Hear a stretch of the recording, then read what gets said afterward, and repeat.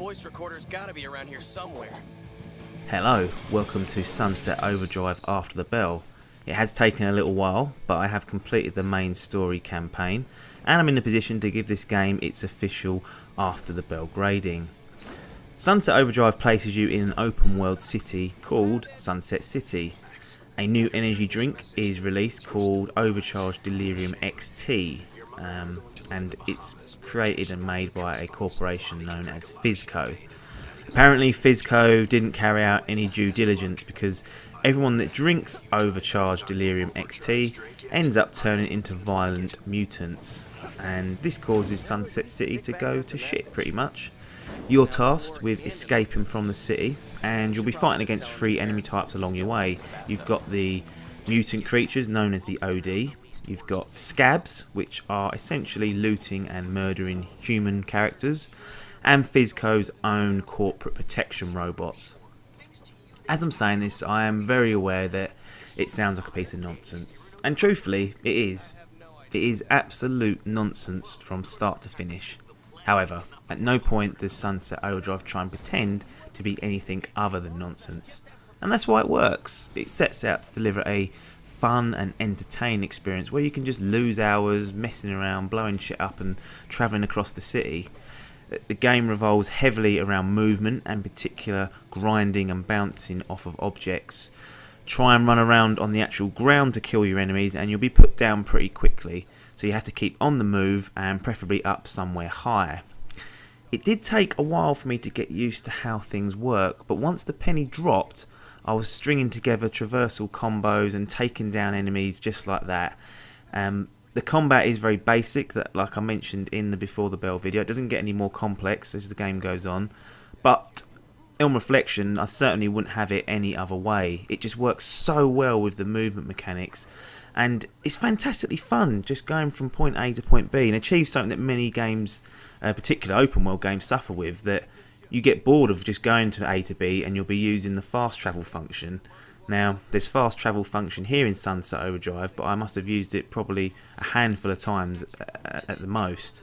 A game like Shadow of Mordor, I was using the fast travel function to go anywhere, and to me that speaks volumes for how entertaining and good this game is. The story missions are actually pretty good and well thought out. I won't go into any details in case I spoil anything, but all you really need to know is that the missions are varied in structure and the tasks that you're asked to carry out. The fact that the game is so wacky definitely helps, as there's no creative restrictions on what they can get away with.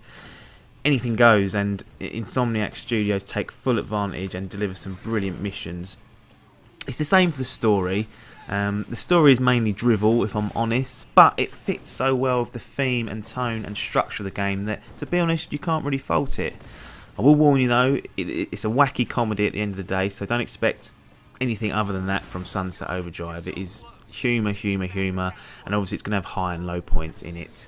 There's multiplayer in there, but I'd say this is probably the weakest part of the game. Again, that could be down to my preference. I'm not a particular big multiplayer gamer.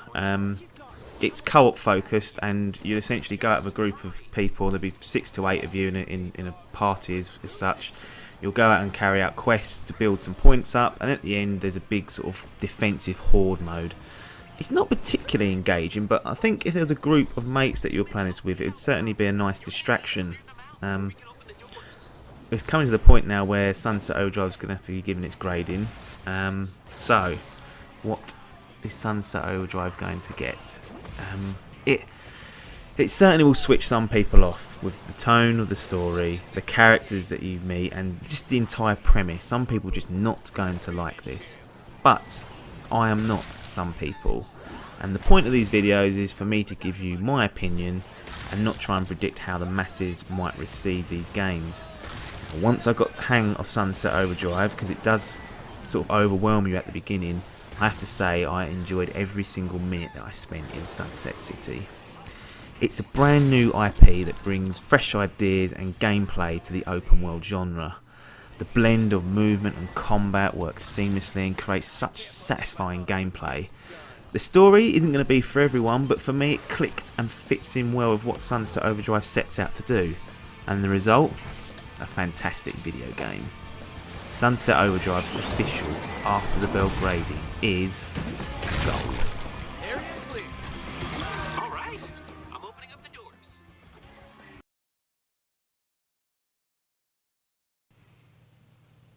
So there we have it. Sunset Overdrive lands itself a gold grading. To put it simply, it was just terrific fun to play, and it's such a fresh change from playing other games where it's all too serious. There's, it's all or nothing. It's just the stakes are so high, and this was just a nice game just to sit there and play through, not having to worry about all that shit, enjoying the odd sort of joke they threw out there that worked, and some of the ones that didn't work. That can't be helped, but. It's something new, something fresh, something exciting, and I enjoyed it. I clicked very well with it after a few hours and was getting, I thought, the most out of the game, playing at a half decent level, and you just feel like a superhero when you're playing it, so it's good. It's very good. It gets the gold. Titanfall is the only other game that's got a gold grading, and that means that both the games that I've rated the highest are both Xbox One exclusive, so that tells you a story in itself. Sony, pull your finger out. We want to see some new IP, some new games, and some good games. Some good exclusive games to warrant having both of these systems. What's up next? What's up next is Assassin's Creed Unity. That's the next sort of reviews. That'll be before the bell, and after the bell that'll be coming. I'll be posting a video on Pro Evo 2015 because I've purchased that over FIFA, and it'll just be a simple video explaining my reasons why I chose that and didn't go to FIFA this year, so I'm not going to do a full review on that. I'm not going to do a full review on Halo or GTA because they are remakes of old games, and that's sort of what I do. I don't like to do older games that I've already played or old games that are rehashes, so I'm not going to be doing those. Far Cry 4's coming out, Dragon Age Inquisition. I still haven't played The Evil Within. It's all kicking off now, so there's plenty of stuff for me to be getting on with and enjoy, so I'll be looking forward to going through them. Just to let you know, I'm not going to rush through any of them, though. I do want to play them at a steady pace where I get the most out of the game and enjoy it, because I think that gives you guys the better videos and my best opinion when I'm playing it as it should be played, not trying to force my way through the game. Podcast. The Dimp Digital podcast went live last week. The feed is put up later on in the week, so it should be out on iTunes, Stitcher. If you've got an app on your phone, you should be able to find it now because the RSS feed is up.